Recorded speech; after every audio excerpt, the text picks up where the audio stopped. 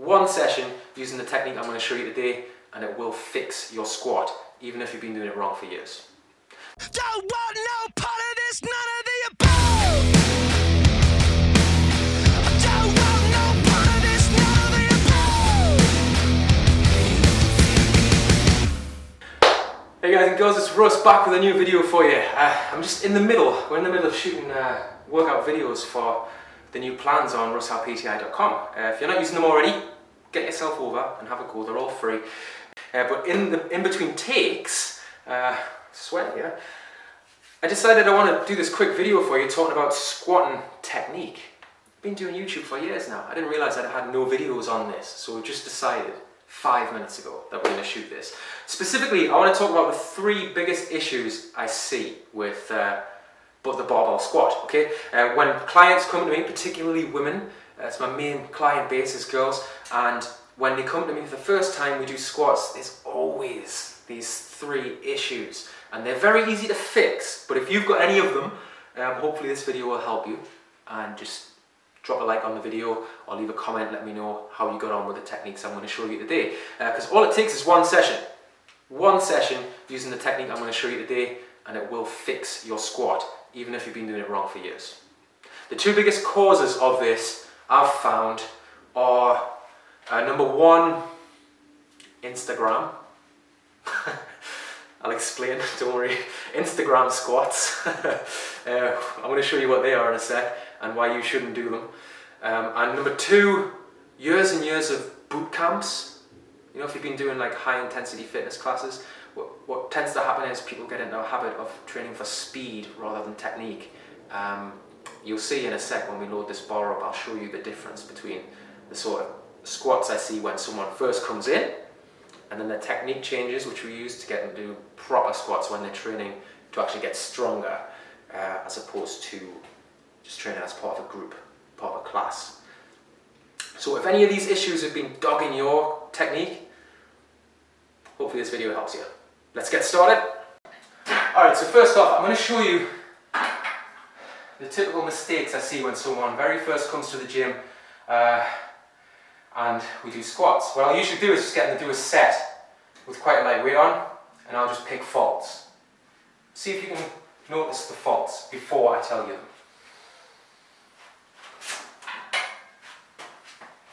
Alright, here we go.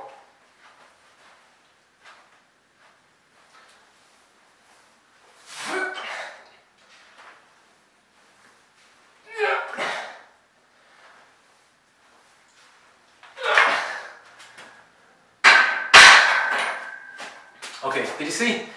I'm going to take you through each one. There was 3 main ones in there, which led to a series of other littler ones. If you can sort the 3 big ones out, you'll be okay. So number 1, this is a telltale sign of what I was calling Instagram squats.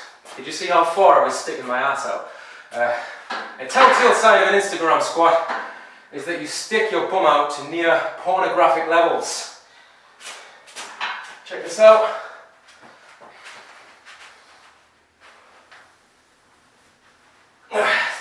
Right, because booty gains. Hashtag likes.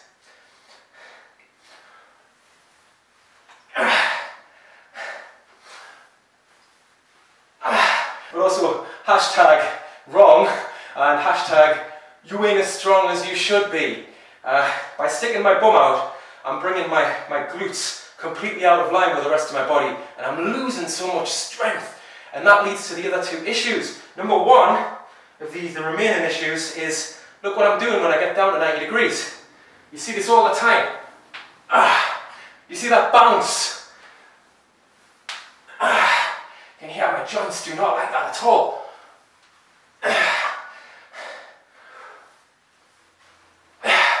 Why do we do that? Well, years of doing it wrong, sticking our glutes out way too much, trying to get a photo, has resulted in all the stabilizer muscles now no longer being strong enough to control that bottom phase of the rep. So we bounce, we use momentum, puts all the stress through our joints instead of our muscles. Might make you look cool in a video, but go over to Instagram, you'll see a ton of people doing it that way.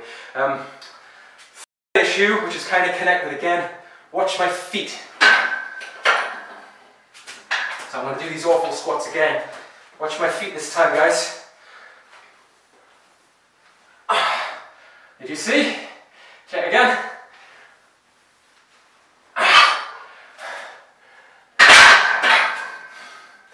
I'm on my toes.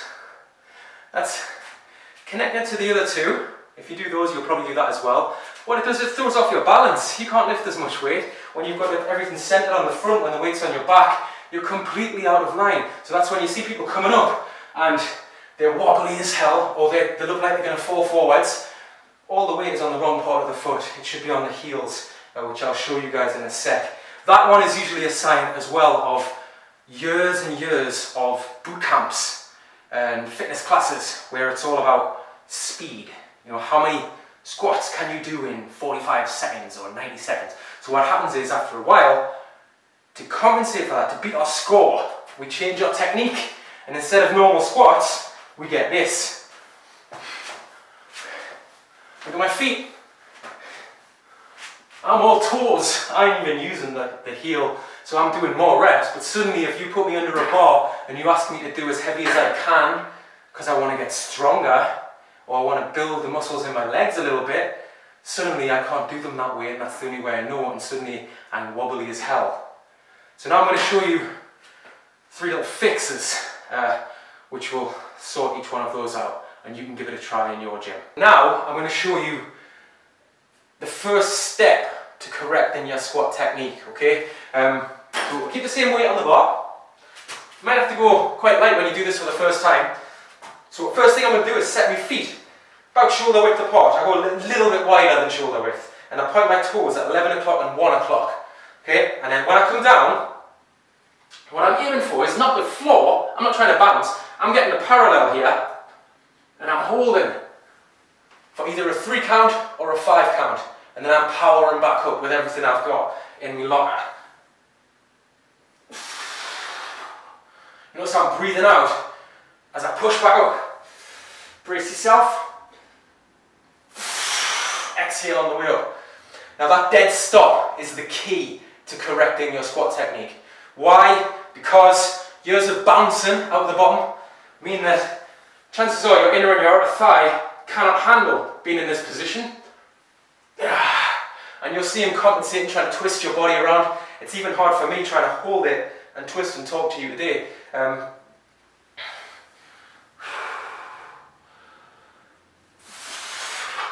that's the first step, to just sort of strengthening those little stabilizer muscles that assist you in the bottom of a squat and stop your knees from folding inwards as you push up and looking like Mr. Bean. Another thing you'll notice I'm doing, sticking the bum right out has gone. There's no need to.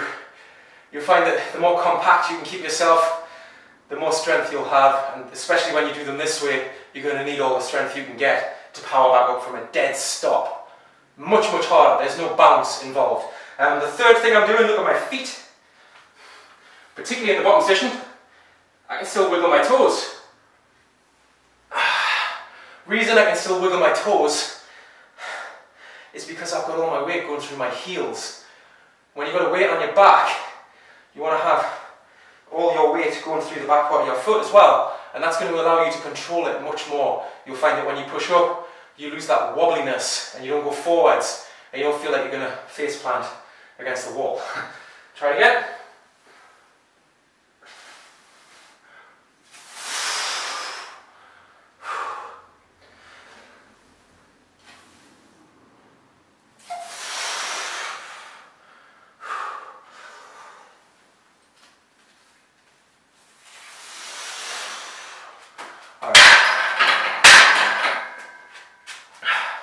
Alright, so you can see the differences. That's the first thing I'll do with someone. Very first leg day, we switch from the way they used to squat, old squats, to new squats. We're aiming for that parallel angle, keeping our feet nice and flat, trying to make them wiggle their toes a little bit if they can, just to show that all the weight is on their heels instead of on the front part of their foot.